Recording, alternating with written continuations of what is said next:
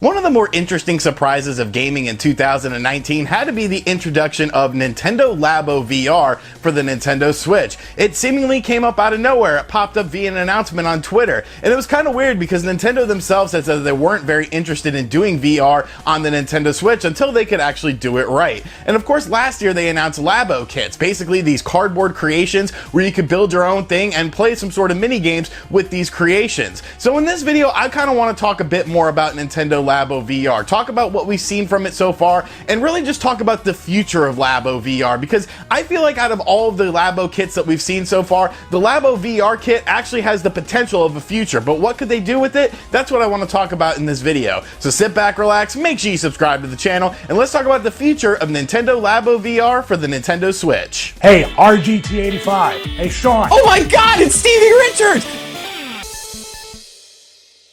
So of course the first two Labo kits that we got back in 2018 were pretty interesting. I tried to get the robot kit and assemble it, and I failed miserably. It was definitely a bit out of my league as far as assembling stuff is concerned, but there was also a variety kit as well where you got smaller things which you could play some different mini games on. And as time went on, it pretty much just sort of dwindled. I think Labo escaped from a lot of people's mind. It was initially kind of a hot thing, you know, a hot topic, people were talking about it, but as time went on, Nintendo just seemed to sort of abandon it. You only got one update with the original Labo kits, and that was with the bicycle kit and the variety kit. You could access Mario Kart 8 Deluxe and play that game via the little bicycle edition on the Nintendo Labo kit, and you could use the gyro controls for that and control the game. It was an update that was done down the road, and it was okay, admittedly, but they never did anything additional for these kits, and that's what kind of worries me about Nintendo Labo VR. Will Nintendo abandon this kit like they abandoned the other two kits, without any updates, without any new games for it? You pretty much bought the kit, what you got is what you got, and that was it.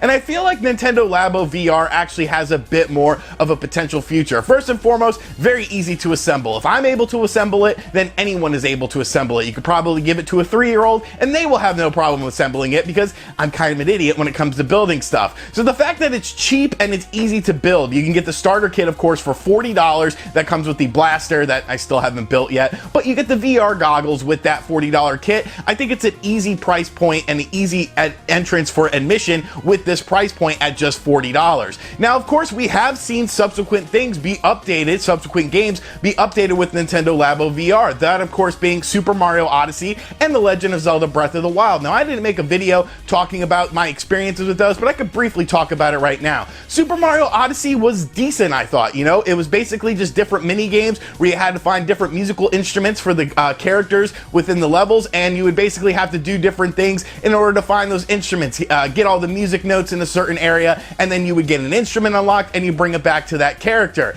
I thought it worked decently. You know, the field of view was a bit muffed at times. It was obviously a bit blurry, as the Nintendo Switch's screen in handheld mode isn't quite as crisp as it is in dock mode, but I thought it worked. You know, you had a decent sense of like you were in these little environments, you were in these little contained areas, and Mario himself looked pretty decent. It wasn't all that hard to control him or anything, so I thought it was pretty good. Breath of the Wild, on the other hand, it just didn't work for me. Obviously, Breath of the Wild is a big open world game, so by slimming down this open world game into Nintendo Labo VR and splitting the screen resolution into two, it really hurt this game, I felt. Everything just looked really murky and pixelated, and it really had a nauseating feel to it when you were playing the game. I played the game for about 20 to 30 minutes, and I just couldn't handle it anymore. It seems like there's people out there that actually had a really positive experience with Labo VR and Breath of the Wild, so my hat's off to you with that, but I just could not handle it. But I definitely think it was an interesting marketing ploy to get people invested in Nintendo Labo VR, and I think to some degree it actually worked, because Labo VR has been pretty hard to come across if you're in the United States,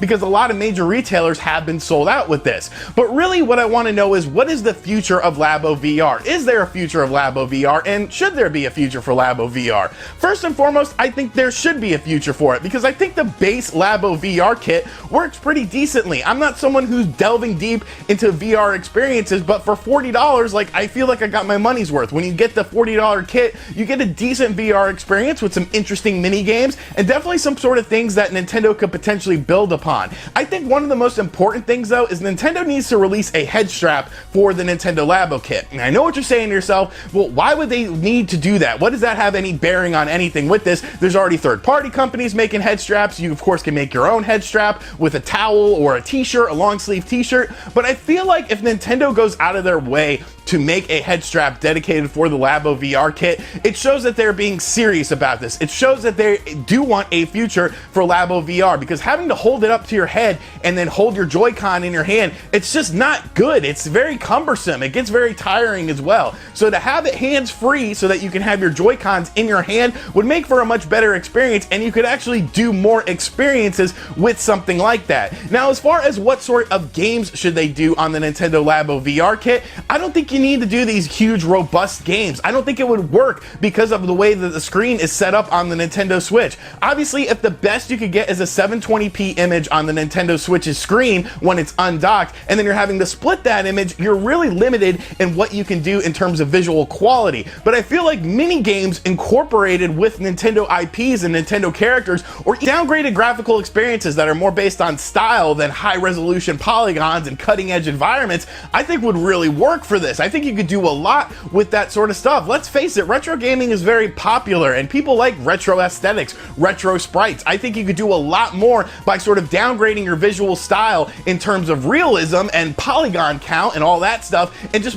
do a more simplistic style to get a better style experience. A lot of the Labo VR mini games are basically downgraded sort of experiences. There's big chunky polygons, there's big, areas that just have different colors on them and stuff, but it works. It works in immersing you, and it works within the Nintendo Switch's specs of the system. So I think downgrading experiences, maybe doing something like a little mini game starring Samus, or a little mini game starring Mario or Zelda, instead of trying to shoehorn experiences into pre-existing games, would work a lot better. If you're designing something with VR in mind, and only for VR, or best played with VR, I think you're going to get a better experience than something like Super Mario Odyssey and The Legend of Zelda Breath of the Wild, where these things were obviously just shoehorned in to sort of drum up more excitement about these products and get more people to buy them. And another thing that I want to touch on is the retro stuff in general. You got to remember, there are emulators out there that turn NES games into 3D experiences, and that really is interesting to me, because I feel like that's something you could potentially do with Nintendo Labo.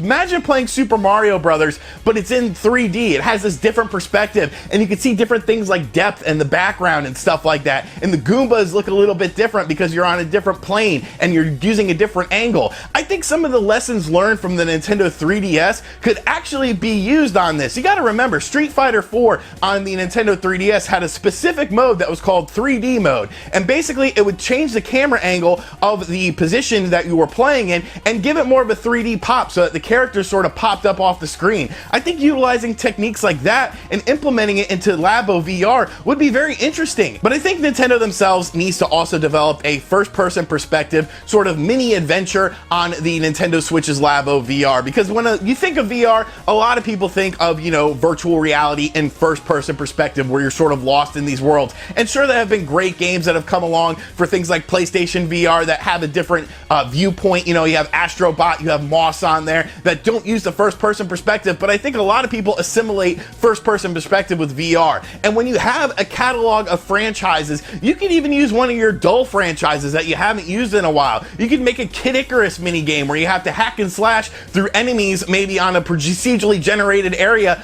or even just a first-person perspective where it's on rails or something like that. I think there's a lot of different things you could do with this, and I don't want to see Nintendo Labo VR just be a one-and-done thing. I don't want to see it be like the robot kit was, or the other kits, the variety kit, where you got all those things, you built all those things, you played with it for 5 minutes, and then you threw it away, or you put it away in a closet because you're never going to touch it again. I think Labo VR has a chance on the marketplace, and obviously people are somewhat invested into this. I need to see Nintendo, though, take a few more steps. I don't want to see full budget, big budget productions, eShop only things, or a compilation of smaller games on a cartridge. That's perfect. I think that's what people want. Explore your retro catalog, explore your back catalog of franchises that you've just been leaving dormant, and maybe spice them up a little bit and throw in some Nintendo Labo VR love. But those are just my thoughts on the future of Nintendo Labo VR. Is there a future for it? it? I think so, but Nintendo just needs to take a few steps to show people that, hey, there is a future for it. We do plan on supporting this more, and it's not going to be like previous Labo VR or Labo sets that we've seen in the past.